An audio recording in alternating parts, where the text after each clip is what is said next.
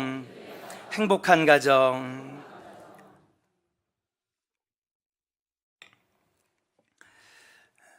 (5월은) 가정의 달입니다. 그래서 지난주에는 어떻게 우리의 자녀들을 기르면 되겠습니까? 말씀을 함께 나눴고요. 오늘은 어버이 주일로 어떻게 하면 내 부모를 공경하고 또 그 부모의 말씀에 순종하며 부모님을 즐겁게 해드릴 수 있을까?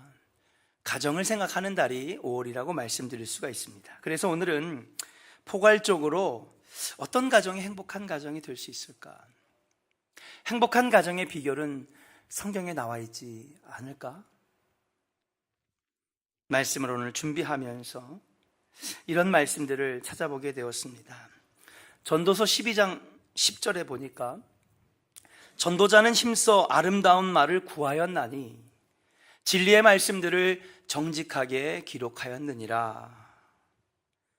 전도자는 정직하게 진리의 말씀을 기록하는 사람인데 또 하나님 말씀을 증거하는 사람들인데 그때 그가 구사했던 언어는 아름다운 말이라는 거예요. 할렐루야.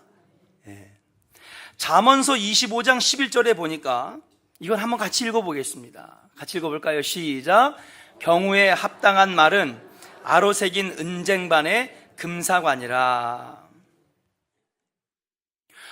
모든 사람의 경우가 있어요. 상황이 있습니다. 그런데 그런 경우와 상황에 맞게 합당한 말을 하는 사람은 마치 아름다운 은쟁반에 예쁜 풍성한 사과가 놓여져 있는 것 같이 아름다운 인생이 된다라고 우리에게 가르쳐 주시는 말씀이에요. 우리가 흔히 하는 말 가운데 이런 말이 있습니다. 말이면 다 말인 줄 아느냐? 그런 말 있죠? 요즘 사람들은 그렇게 얘기합니다. 이게 말이야 방구야. 그리고 요즘에 아주 어린애들은 빵꾸똥꾸야 이렇게 얘기를 해요. 여러분 세대가 이렇게 다릅니다. 표현이 이렇게 달라요. 말이면 다 말인 줄 아느냐? 그렇습니다. 말이라고 모두 말이 아닙니다. 어떤 말이 좋은 말입니까? 아까 얘기했던 것처럼 아름다운 말, 그게 좋은 말이라는 거예요. 경우에 합당한 말을 할 줄 아는 사람, 그게 아름다운 사람이라는 거예요. 상황은 이런데 딴소리 하면은요 사람이 아주 미칩니다. 상황마다 때마다 아름다운 말, 합당한 말, 좋은 말을 할 때에 그것이 기쁨이 되고 소망이 되고 은혜가 된다는 것입니다. 할렐루야. 아름다운 말로 해야 진리도 빛이 난다는 거예요. 아무리 좋은 진리라 할지라도 몇천 년, 수천 년 동안 불려내는 진리라 할지라도 사랑하는 여러분, 이것을 아름다운 말로 풀어내지 못하면 은혜가 안 된다는 거예요. 진리가 빛이 안 난다는 거예요. 그래서 설교가 중요합니다. 설교가 참 중요해요. 설교자들은 다 진리를 말하는 사람들인데 그 설교를 어떤 언어를 사용해서 하느냐에 따라서 은혜가 되는 설교가 있고 은혜가 되지 않는 설교가 있는 거예요. 언어는 참 중요한 것이죠.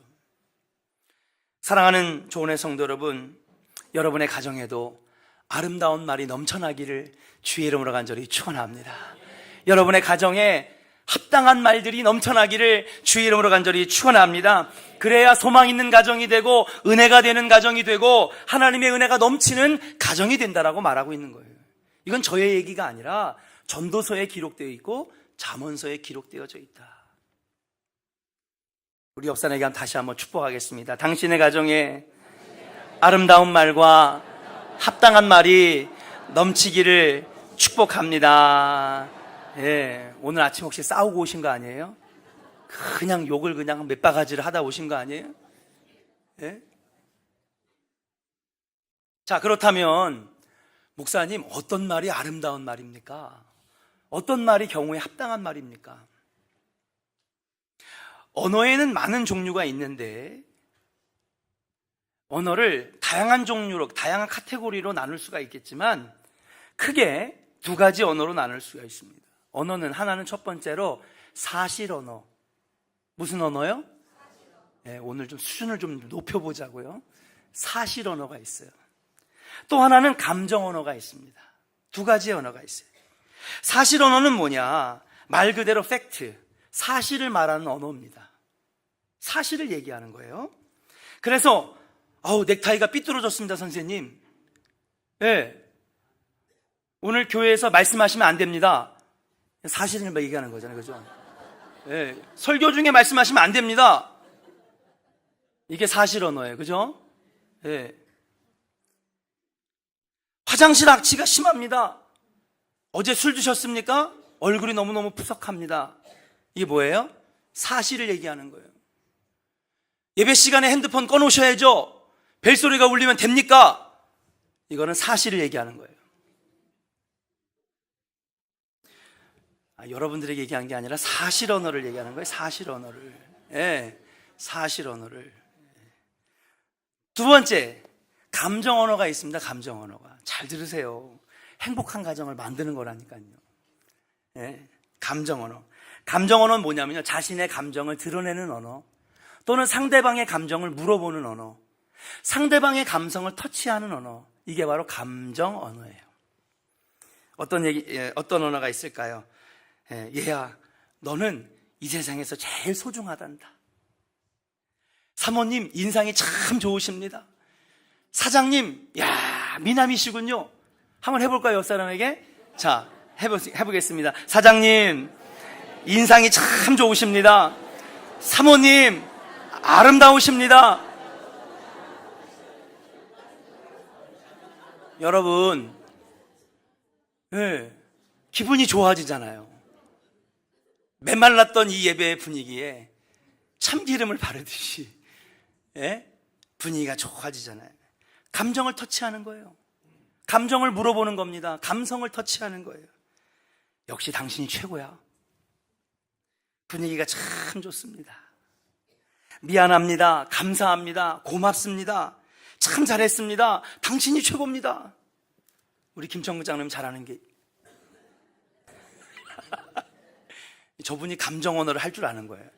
목사님 최고입니다. 여러분, 속회나 선교회 모임이 있습니까? 여러분, 할 수만 있다면 사모님들을 대동하세요. 왜 사모님들을 대동해야 되는지 아십니까? 남자들은요, 사신어른을 많이 해요. 밥 먹었습니까? 밥 먹었습니다. 땡. 얼마나 메마른지. 근데 여기에 여자분들이 들어오잖아요.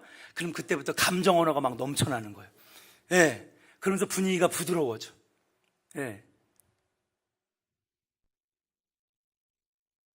이 두 종류의 언어는 우리 삶에 모두 필요합니다. 어느 하나가 더 중요하다 말할 수는 없어요.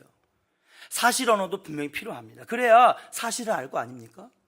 우리가 감정에만 치우쳐서 살 수는 없는 것입니다. 반대로 또 사실 언어만, 감정 언어만 너무 하게 되면은 감정에 치우치고, 사실 언어만 너무 하게 되면 메마른 사회가 될 수밖에 없는 것입니다. 그러나 오늘 우리가 집중해야 될 사실은 뭐냐? 사실 언어만 많이 말하게 되면 그 사람은 분명 인간관계에 어려움을 느낄 수밖에 없어요. 그런 것 같아요? 안 그런 것 같아요? 사실 언어만 훈련받은 사람들은요, 인간관계의 어려움을 굉장히 어려움을 느낍니다. 그러나 감정 언어, 감정을 물어보고 감성을 터치하는 언어를 많이 사용하는 사람은 상대방을 기분 좋게 만들고 기쁘게 만들고 생기나게 만듭니다.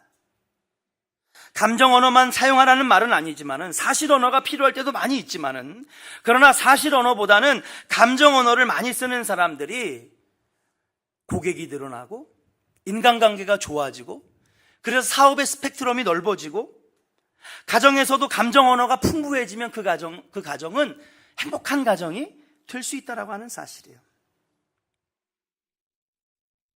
제가 미국에 이제 박사과정을 들어갔습니다. 박사과정에 들어가서 이 목회 상담, 영적 상담의 미국의 최고 권위가가 하워드 클라인벨인데, 제가 하워드 클라인벨 상담센터에서 2년을 일을 했습니다. 첫날 첫 훈련이 뭐였냐 하면, 사진 한번 보여주시죠. 이 사진을 보여주는 거예요. 이거보다 더 많은 어린아이들의 표정을 보여줍니다.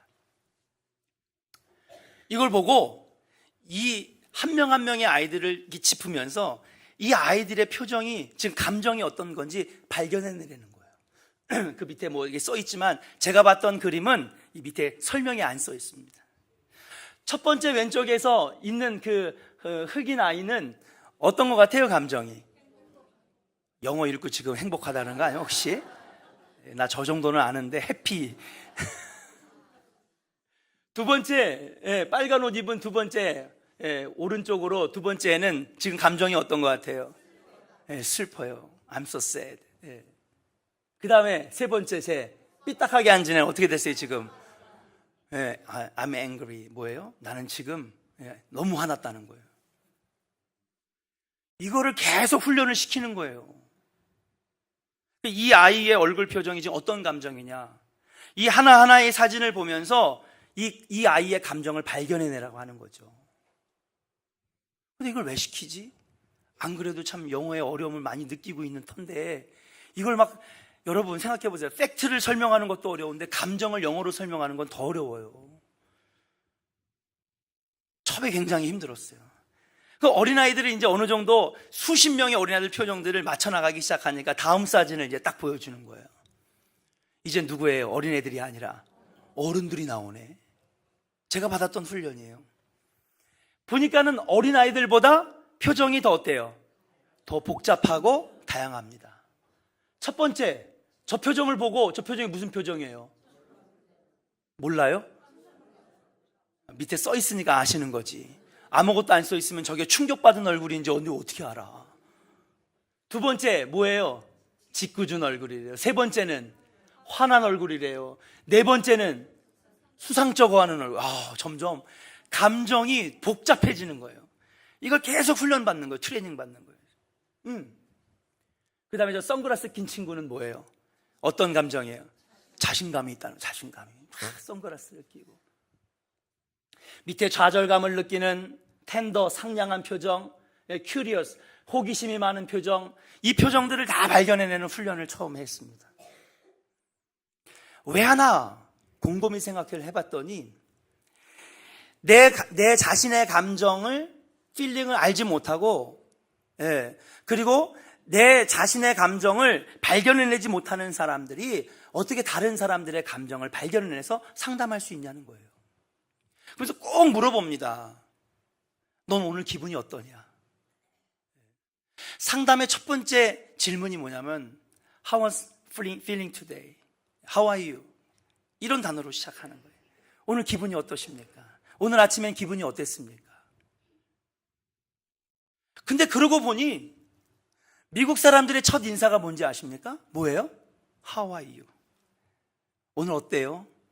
오늘 기분이 어때요? 감정의 언어를 물어보고 있더라는 거예요. 서구 사회는 감정의 언어가 도처에 널려 있습니다.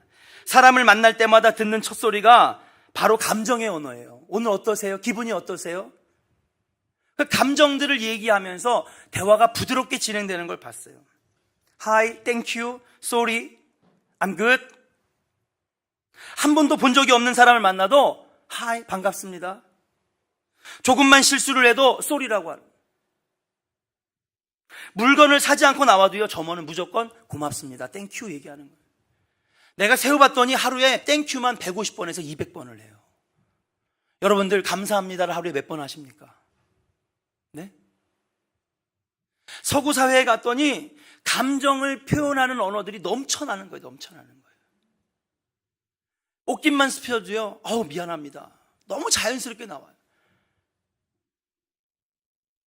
근데 우리 한국 사람들은 딱 어깨 딱 부딪히면 어때요? 갑자기 싹 째려보더니 뭐? 덤비는 거야? 한번 해보자고?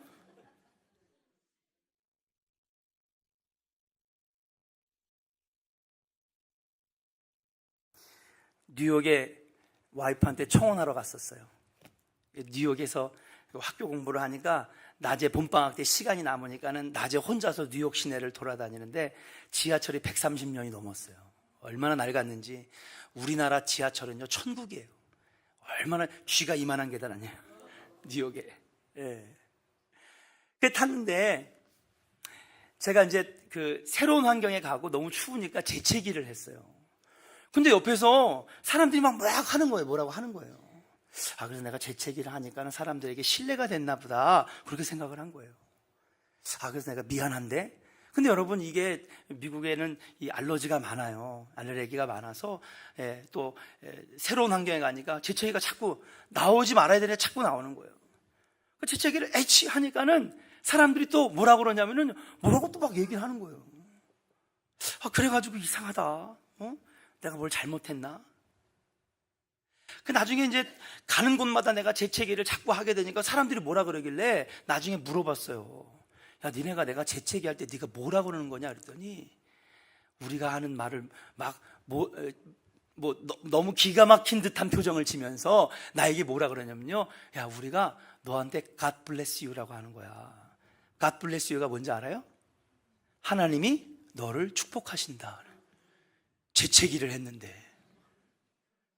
나중에는요, 지하철에서 재채기를 되게 크게 했는데 지하철 한 칸에 있는 사람들이 다 bless you 하는 거야. 갓은 안 붙여. 너무 타이밍이 안 맞으니까. 그래서 bless you는 뭐야? 너를 축복한단다. 재채기 했는데 5, 60명이 너를 축복한대. 야, 이런 사회가 다 있어요? 놀랍고 신기한 사회였습니다. 여러 곳곳에서 감정의 언어가 흘러넘치는 거예요. 그래서 표정이 부드럽고 사람들이 행복한 표정을 지는 거예요. 여러분들이 아는 그 영화에서 보는 미국하고는 여러분 다릅니다. 그 사회는요, 달라요. 하나님 축복해 주신 사회예요.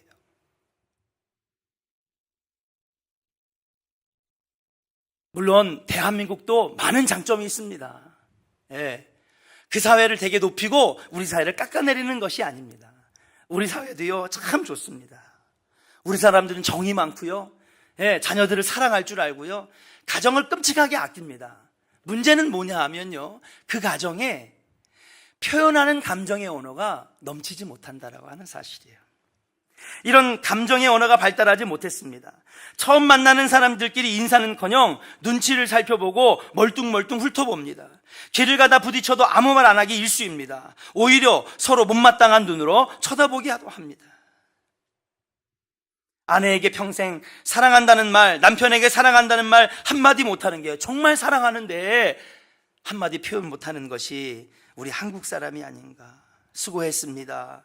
감사합니다. 미안합니다. 당신이 최고입니다. 멋있습니다. 참 잘했습니다. 왜 그렇게 칭찬에는 인색하고 감정 표현에는 서툰지.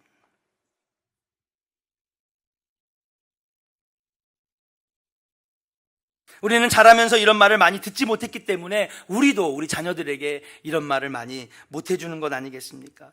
내면의 정은 많습니다. 누구보다도 하나 될 줄 압니다. 끈끈합니다. 그런데 문제는 어떤 언어를 사용하느냐에 따라서, 어떻게 표현하느냐에 따라서 메마른 가정이 되느냐, 메마른 교회가 되느냐, 아니면 행복한 교회가 되느냐, 부드럽고 따뜻하고 사랑을 느끼는 가정이 되느냐, 거기엔 아마 언어의 차이가 있는 것은 아닐까.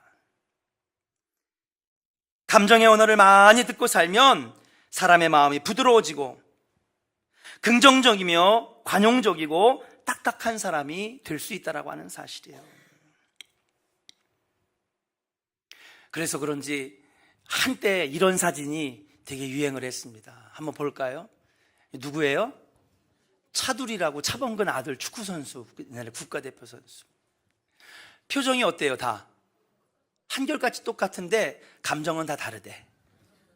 첫 번째도 똑같은 표정인데 기쁜 표정이고요, 두 번째도 똑같은 표정인데 당황한 표정이고요, 세 번째 똑같은데 환희의 표정이고요.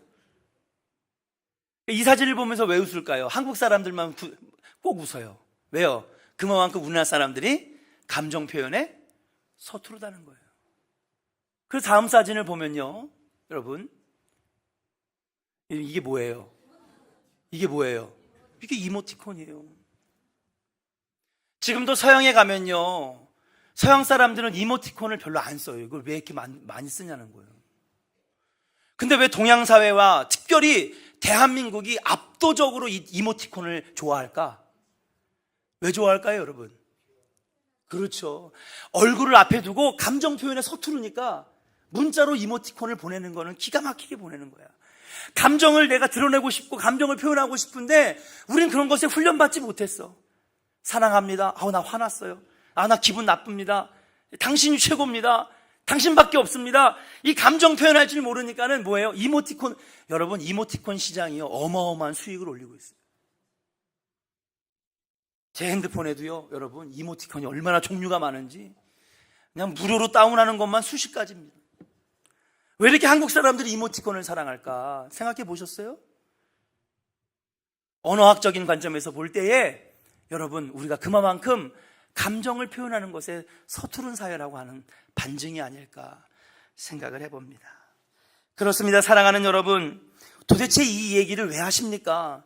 여러분, 전도사에서 말하는 아름다운 말, 잠언 25장에서 나오는 합당한 말, 아름다운 말과 합당한 말이 가정에 흘러넘치면 그 가정은 은혜의 가정, 용기가 넘치는 가정, 긍정적인 가정, 행복한 가정, 따뜻한 마음이 넘치는 가정이 된다라고 오늘 성경에서 말씀하고 있다라고 하는 사실이에요. 저는 행복하게 하는 언어, 마음이 부드러워지게 하는, 긍정적이고 관용적인 사람이 되게 하는 언어, 바로 감정의 언어가 아름다운 말이고 합당한 말이 아니겠는가. 5월은 가정의 달입니다. 지난주는 어린이 주일이었습니다. 오늘은 어버이 주일입니다. 행복한 가정, 믿음의 가정을 꿈꾸는 달입니다.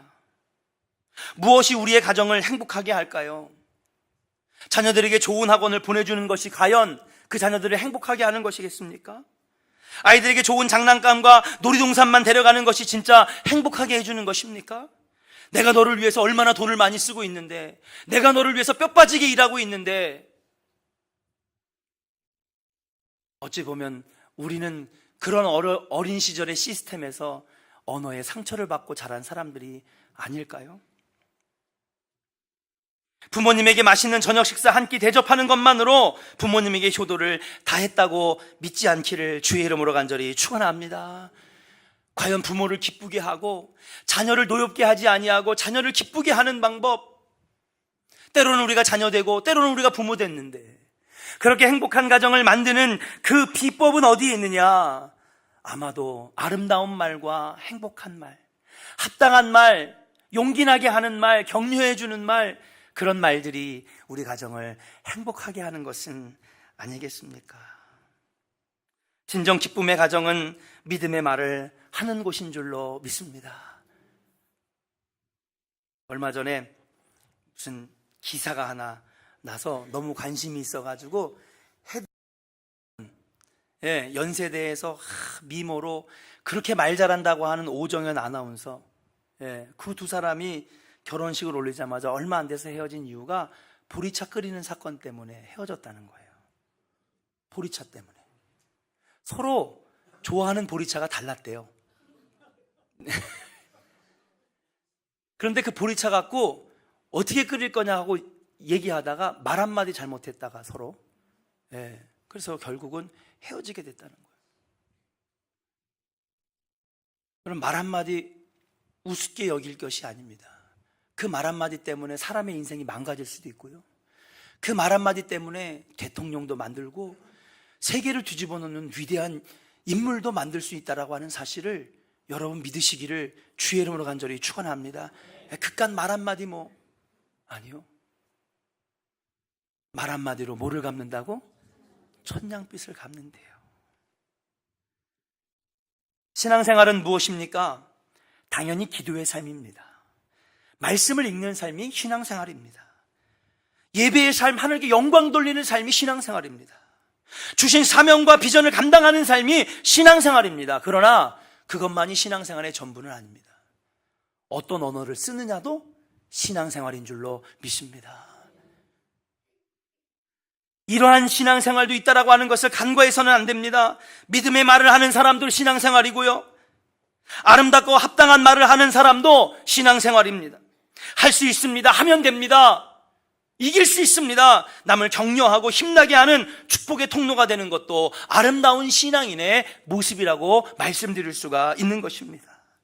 서구 사회는 언어에 있어 감정 언어가 흘러넘치지만은 우리 사회는 감정 언어가 충만한 사회가 아닙니다. 사실 언어만 무성하니까 메마른 사회처럼 보입니다.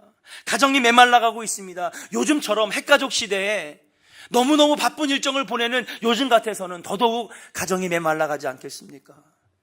이러한 가정 가운데 행복한 가정을 만드는 비결은 무엇이냐? 물론 물질도 필요합니다. 사업도 잘 돼야 됩니다. 자녀들도 공부를 잘해야 되고 뒷받침도 잘해야 줘야 되겠죠. 그러나 사랑하는 여러분, 이 모든 것들을 뛰어넘는 비결이 있는데 그것이 뭐냐? 여러분, 살리는 말, 행복하게 해주는 말, 아름다운 말, 합당한 말을 할 수 있는 여러분 은혜로운 가정들 되시기를 주의 이름으로 간절히 축원합니다. 우리 옆 사람에게 한번 축복하겠습니다. 우리 살려주는 말, 용기 있는 말, 격려하는 말 하겠습니다. 할렐루야. 그렇게 하시겠습니까? 그리고 오늘 가가지고 또 밥 먹었나? 밥 먹었습니다. 땡. 발 씻고 자자.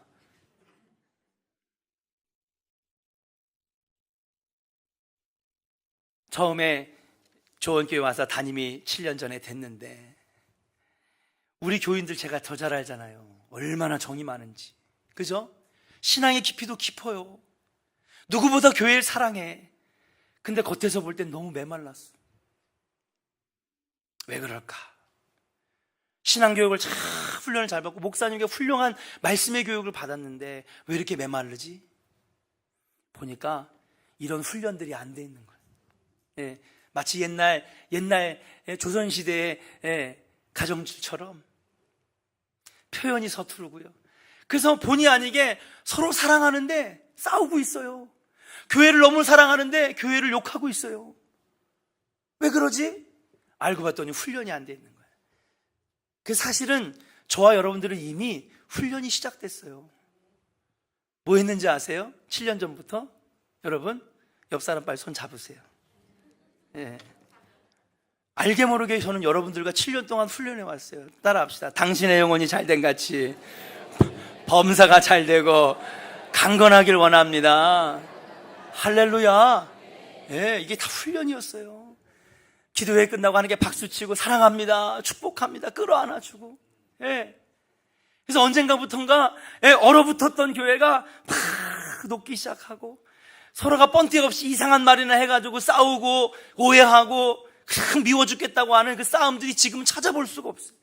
모든 부서마다 얼마나 행복하고 얼마나 기쁜지. 예. 알게 모르게 여러분 우리가 훈련되고 우리가 변화되고 있었던 거예요. 지금은 다른 교회 사람들이, 다른 동네 사람들이 교회 보고 분위기 너무 좋대요. 교회 어디 가야 됩니까? 좋은 교회 가라고요. 권면한다는 거예요. 교회가 너무 좋다는 거예요. 지역 주민들하고 잘 사귄다는 거예요. 행복하게 지낸다는 거예요. 교인들끼리 끈끈하다는 거예요.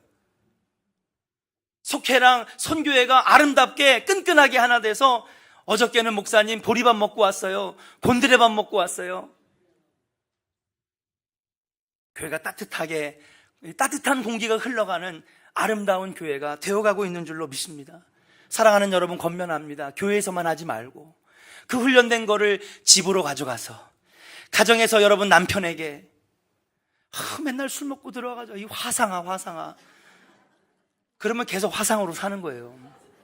예. 근데 그냥 술 먹고 들어와도 아유 술 드셨어요? 예. 그냥 양말도 좀 벗겨주고 예. 여보 다음에는 술 좀 줄여요. 예. 그러면서 이렇게 그러면 나중에 남편이 깨달아. 내가 술 줄여야 되겠다. 나중에는 나도 교회 다녀야 되겠다. 와 저렇게 사람이 바뀌었네. 예? 남자들은요 인정해주는 말을 좋아해요. 칭찬은 고래도 춤추게 한다 그랬어요. 그럼 이분들이요 그냥 막 신나가지고요 아들 딸을 위해 살고요 부인을 위해 살고요 나중에는 주님을 위해 사는 줄로 믿습니다. 행복의 비결이 거기 있어요. 대단한 것에 있는 것 같지만 그렇지 않습니다. 영혼을 축복해주는 말, 감정의 언어, 감성을 터치하는 언어, 격려하는 말, 힘주는 말, 그 말 한마디가 인생을 뒤바꿔 놓을 수 있다라고 하는 사실이에요. 이제 여러분들이 실천해 주시기를 주의 이름으로 간절히 축원합니다. 어떻게 하면 상대방을 힘나게 하고 행복하게 하고 기쁘게 할 수 있을까? 어떻게 하면 믿음의 길을 잘 걸을 수 있게 할 수 있을까? 그런 생각들이 바로 시작인 줄로 믿습니다. 생각은 행동을 만들고 행동은 습관을 만드는 거예요. 7년 동안 알게 모르게 여러분과 계속해서 훈련해 왔습니다. 그러고 보니 어느샌가 천천히 우리들이 바뀌어지기 시작했고 교회의 공기가 달라지기 시작했고, 모임마다 공기가 달라지기 시작했고, 어딜 가든지 이제 행사마다, 모임마다, 예배마다 행복한 얼굴들이 나타나기 시작했다라고 하는 사실이. 여러분, 생각이 그렇게 중요하고 행동이 그렇게 중요하고 습관이 그렇게 중요한 것입니다. 첫 술에 배부를 수는 없겠지만은 우리가 끊임없이 노력하고 애쓴다면은 여러분의 가정이 행복한 가정이 되지 않겠습니까? 생각이 행동을 만들고 행동이 습관을 만들고, 그리고 그 습관이 그 사람의 인격을 만드는 것입니다. 인격은 하루아침에 만들어지는 것이 아니라 끊임없는 훈련과 그리고 수양을 통해서 만들어질 수 있다라고 하는 사실이에요. 사랑하는 여러분, 이제 오늘 부모를 공경하라고 하는 오늘 에베소서 1장 6장 1절부터 4절의 말씀처럼 어떻게 하면 내 자녀를 노엽게 하지 아니하고 그 자녀를 잘 키울 수 있을까? 많은 방법이 있습니다. 기도하고 무릎 꿇어야 됩니다. 말씀으로 양육받고 그 말씀을 붙잡아야 됩니다. 성령님이 인도해 주셔야 됩니다. 그러나 우리들도 실천해야 됩니다. 어떻게 해야 됩니까? 부모님에게 오늘 가서 예배 끝나자마자 전화기를 틀고, 엄마 미안해요. 얼마나 내가 엄마를 사랑하는데 그동안에 사랑한다는 말 못해서 미안합니다. 감정의 언어로 여러분 부모님에게 사랑을 한번 고백해 본다면 100만 원짜리 200만 원짜리 선물보다 더 값어치 있는 선물이 되지 않겠습니까? 특별히 부모님에게 있어서 나이가 들면 들수록 말할 수 있는 상대가 적어진답니다. 노인을 연구해 봤더니 노인이 우울증을 걸리는 이유가 3가지가 있는데, 첫 번째 경제적인 빈곤, 두 번째 육체의 질병, 그리고 세 번째는 사회적 고립이라고 하는 거예요. 통계청에서 발표했습니다. 노인들은요, 이런 이유들 때문에 힘들어하는데 이젠 더 이상 일하지 않기 때문에 수입이 없습니다.